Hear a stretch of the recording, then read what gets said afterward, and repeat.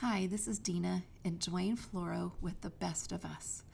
We are weekend warriors and we love to travel.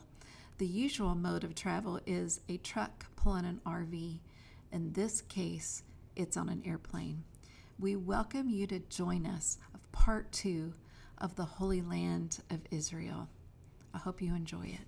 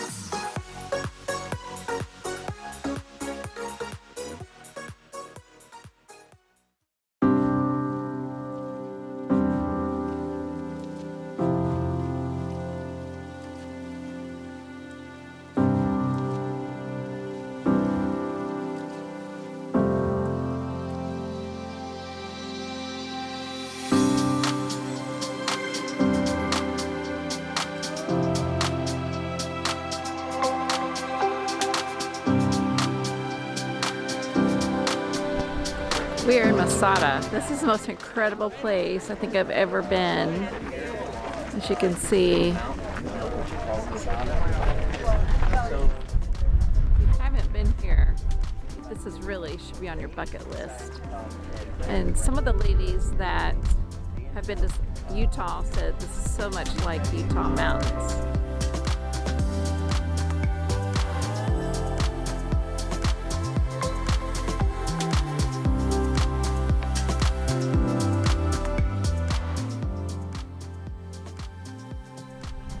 Here we are on top of the mountain in Masada, where lives made a commitment that freedom meant more than slavery to them, and it has forever gone down in history, only found in recent years, and the excavation of this is still going on. But what a place of commitment and height and identity, and we're so thrilled we got to be a part of this today. If you're not familiar with Masada, in 66 AD, the Israelites overthrew a Roman garrison that held Masada for the emperor. And in 73 AD, the Romans had surrounded this point and with their army attempted to starve out the Israelites and bring them to a point of surrender. But at the moment when they finally built their ramp, as you can see in the valley, up to the point, they found that the Israelites had taken their own lives rather than giving over to slavery. On the ground below you can see various points where the bases were set in place so that the Israelites could not escape. But theirs was not to escape, theirs was to make a statement that they would never surrender.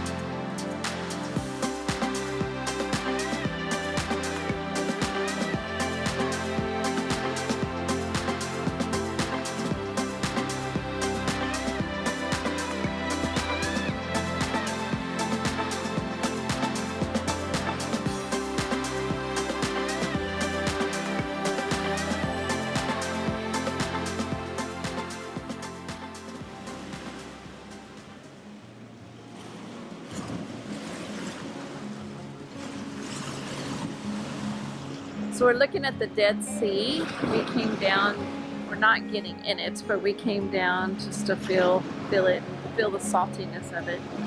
So it is beautiful to see. It does have a smell to it down here, and people are putting mud all over them. And it's not real warm down here either. It's not too bad. When you're standing here with clothes on. But it's, yeah, but it's definitely not beach time because it is winter here in Israel. Most definitely. But it's beautiful, and yes. We were traveling way above it on the road. We could look down and just the I'm sure you can see with our videos, you can see how blue the sea looks from way up on the mountain as we're traveling through. Yes. But it looks very foamy, which has a lot of salt. They were saying it's 30% salt. And the water is our beach. What do they say our beaches were? Like 10%? So the Dead Sea has 30% of it is salt. So we were reading the signs as we were walking down, and it said if you have heart disease or high blood pressure, you should not get into the water. So I thought that was interesting. I don't know why, what that does to your heart, but anyway. So here's very enjoyable time. Yeah. So here's the Dead Sea.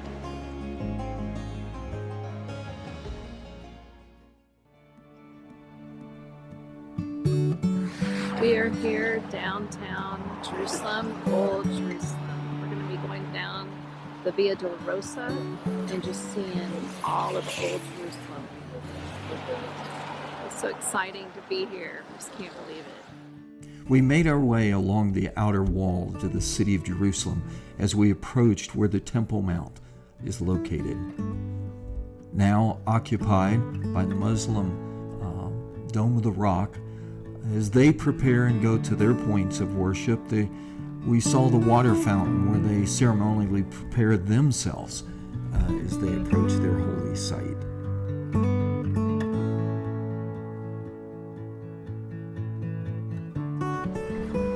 Here we stand on the holy site of where the Tabernacle, the temple of the Jews, once stood throughout history in its discourse and its destruction, and now stands this mosque that you see behind me with the scripture is true.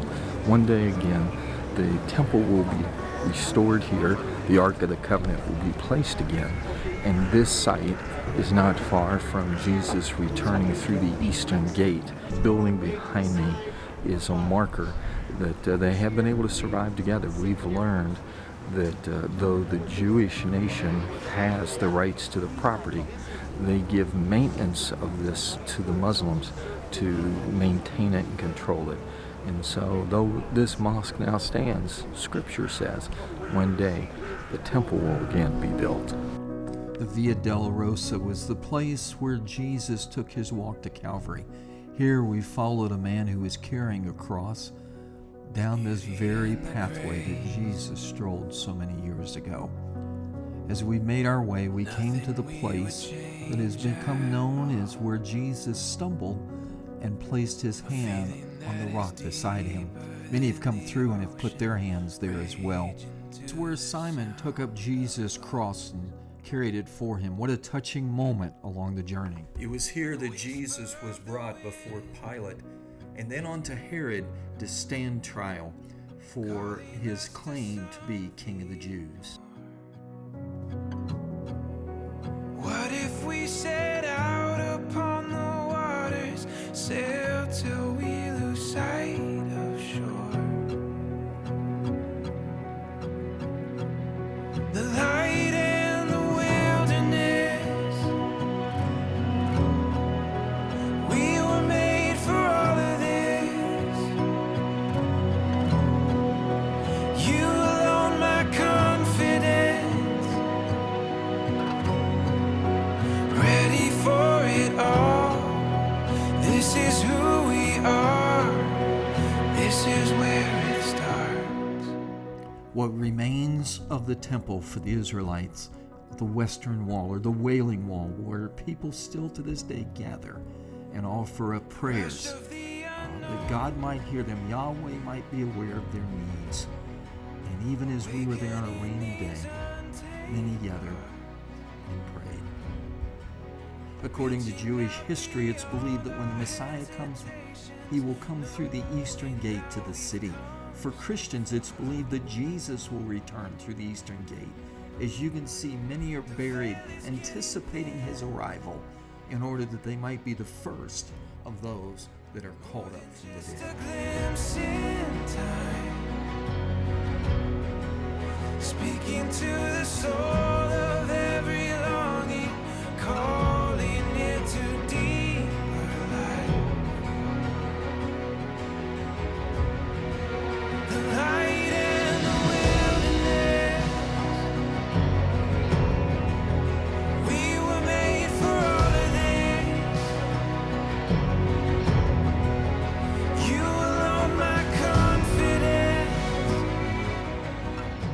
was here in the Garden of Gethsemane where Jesus prayed and asked his Father, "Please let this cup be passed from me, but not my will, your will be done." The Roman soldiers arrived and arrested Jesus and led him away to Caiaphas' residence, where he was placed on trial for his beliefs. We do know historically that these steps Jesus walked 3 separate occasions during that evening. Here in this room, Jesus found himself beaten, questioned by those guards who said, "Who hit you now?" While there, Peter sat above and found himself questioned, "Aren't you one of his followers?" To which Peter declared, "I do not know this man." Judas had betrayed Jesus for 30 pieces of silver. Once it became apparent what was going to happen, Judas went to the valley and hung himself and perished. To this day, that land has never been built upon. Our next stop was at the Garden Tomb, a place where Jesus was laid to rest. Mount Calvary, where he was crucified, often referred to as the place of the skull. He was laid to rest in a borrowed tomb not far away. But as you can see, he isn't there. He's risen. He is risen indeed. Get down on your knees. Come to the mountain while taking in the view. You will find that life is great